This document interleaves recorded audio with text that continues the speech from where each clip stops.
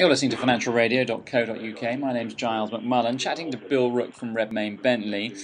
Hello, Hi, Bill. Giles. We've just Yeah, been hi. talking about how well you've been doing in gold recently. Yeah, gold mining shares. I mean, last week gold was up 4%, and the gold mining indexes were about 12% up. So you can see the gold mining companies, which I've been talking to you about before. We'll look at one today, I think, one or two today. They look far better. All right. Well, let's look at Highland Gold Mining. Right, Highland Gold it is. Yeah. Now you've been recommending gold for a while. Have you looked at this one before? Look at it actually only when it comes into only when it's in the box zone. That's the whole discipline behind this one, Giles. When the thing goes in the box, then it's interesting. And how does it get into the box? Well, what's in there? Well, we've got a Williams percentile, which historically, actually meant to look at shares which are overbought, and using this turning on its head is that when you have shares overbought and outside the red band on the chart, suggesting it's overbought and hyper-trending. So actually looking at those shares which are attracting the most attention and most likely to go higher. So in the perverse way, we're actually looking at shares which are breaking out and looking to go higher in an overbought state and maintaining that stance with good volume, strength against the sector, and hitting new highs, in which that tells you at the bottom there, those little those marks at the bottom, and there's blue blobs, blue lines at the bottom that suggest that it's doing well against the sector. Yellow bits suggesting it's hitting highs, and green is going great strength unto itself and with volume. Okay. So those are the points you buy at. So recently, this is catching fire, and this is just breaking out of the band now. Yeah. So, and it's up today, up yesterday, and going great guns with the gold price. Now, the thing is, Russian gold is it's problematical in the sense there's always there's been a historical problem with Russian intervention in certain projects that have been ongoing at BP we've seen as to whether. But I think what we're seeing now is an international Russia coming to the scene now, more proactive in trade, and growth is better than expected. It's down from 10, I think, last year, down to about 7. Was forecasted about 4% growth on GDP. So all this is looking brighter. So the backdrop of the economy looks better, and with that, some of the gold mining stocks, including this one, looks okay.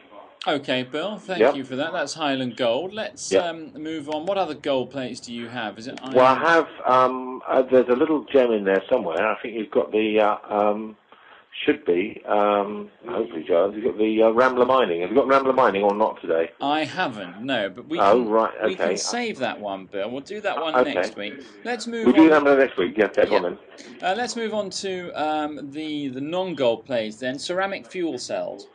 Well, this is going to be beneficial of any new technology they've got, and it's around the corner as oil prices go up and companies are forced to go a bit greener with legislation being passed.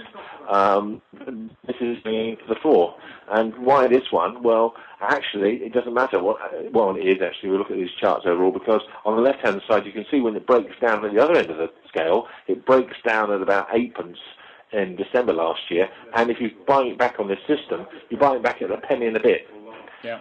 If you can trade that share, so that way, so that looks very good there. Now turning it on its head and going the other way and looking for a positive state, the two boxes again on the right hand side, brewing up for a breakout, possibly at 17 and a bit on the extreme right hand side, and in the middle part there we've got blue bits, green bits, and yellow bits. And it's triggering again a buy at about 5p. Aggressive trading, you're coming out at 7 or 8. Longer term, it's 15, 17 now. So spread's a bit wide, I know, and it's a bit bumpy, this one, but it's got an interesting product coming through, and as an alternative to an alternative fuel source. So it's a back burner, if you like, one to watch, and certainly the overbought state, it looks very, very interesting. You might see that also in September, that it did start breaking out at about 7 or 8p, but the volume wasn't behind it, although the new high was, and the strength of the sector. So that volume only kicked in latterly in September. So if you want to break the rules and go early, there's nothing wrong with that. It's just a case of understanding that if you do break the rules, you must get out when it breaks down through the band, the top of the band. Okay. So it's all right, that one, yeah.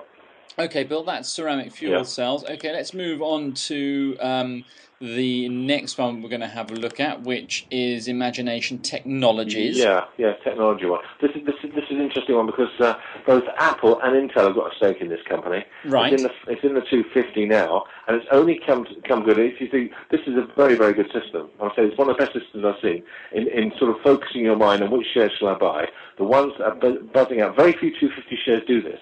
I spoke about, I think, one or two recently in the past. I think with Bride, we did very well on that. We made 20% on that one. The initial ignition for that one was also a break outside of the band with volume and new highs.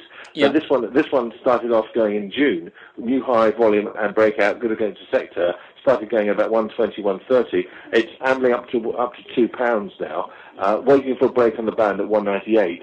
So it's just beneath that. You can see that it doesn't want to break that through there yet. So this is one to watch, but one developing, which is quite interesting with the statement on board, the good news flow that the product is making for the telephones and the iPhones are very, very, very, very good and in demand and on the upswing. So order book looks good. Company statement, trading statements are good. Stakeholders are good. Chart's a very interesting one. We'd like it to break like it did in June to buy more, but I'm waiting to see what happens there. Okay, Bill. Very interesting one, that sounds. Yeah, it is an interesting one, yeah. And Royal Bank of Scotland. Royal Bank of Scotland, now this is a tragic story, but told through the eyes of the box, you're getting out at about £1.50. And you're buying back in. Well, you buy back in when it closes above the 20-day moving average. So the first in you could be about 50 pence, and then you're selling again at about 40, and you're buying in again about 12. That sounds like to me making money there. Yeah. Now, on the upside, on the last two boxes on the right-hand side, you're getting in at about 11, coming out at 15, 20 odd, and then going in again. The box has gone sour now. You can see that it's going to the bottom end now. It's not any good now. You're going in at about 30 to 40, coming out at 50 odd, and that's over and done with. That's totally finished on that share. Until we get green, until we get yellow, until we get blue again. In fact, we were trading this without the strength against the sector, so then you'll be very, very much more wary about what you're doing and possibly coming out sooner than waiting for the 20-day to be hit. Yeah. So you just have to take into consideration a strategy with this particular share. It is dangerous because you haven't got the support of the sector. I like sector strength, although on the left-hand side it was strong there. It was strong against a very weak sector at the time. So that wasn't any clue as to what was happening, really. It's problematical what's happening recently where you haven't had the support. So dangerous, this one. Okay, Bill. Interesting one. Yep. And finally, we're going to have a look at the FTSE 100. Yeah, this is something I've been speaking about at the lecture I've been doing at Henley for the October investment month, and that's looking at when the market becomes oversold. Now, what I've done here is I've used a multi-time frame oscillator. It's basically like an MACD, but we're taking two different moving averages away from each other and finding out using a longer-term strategy. And I like longer-term strategies using indices and classes of assets rather than individual shares, because individual shares might carry stories, might carry problems in their own right. It's unlikely that FTSE is going to go bust, unlikely that oil is going to go bust, if you like. So I mean, so it's sort of when you deal with things at extremes, you want to deal with asset classes. So this is trading the FTSE, and when those boxes come in, that's when you start looking at getting interested in those boxes. When the 50 start crossing, the underlying starts crossing the 50, which is the red line on there. I think we've got a red line on there, and we only look at those when those points are hit at the bottom there. Rather than say I'm wrong, it's the green line on the FTSE. The red line is the monthly chart. This one, the red line is the 250, is the 200-day. The green line is the 50. When the FTSE crosses the 50-day moving average, and it's in an extreme state, as highlighted at the bottom there, where those little yellow bits drop through the line there, 20% off. That's when you start looking to go in. And it's trading contrary to the market. And I think this is the most rewarding part, using this longer-term strategy, is using 200-day moving average with a 50-day as an extreme, so that you can go in and capitalise upon those elements where people are really fearful of what's going to happen. So you've got to go against the crowd, like Buffett did and a few others, and get in.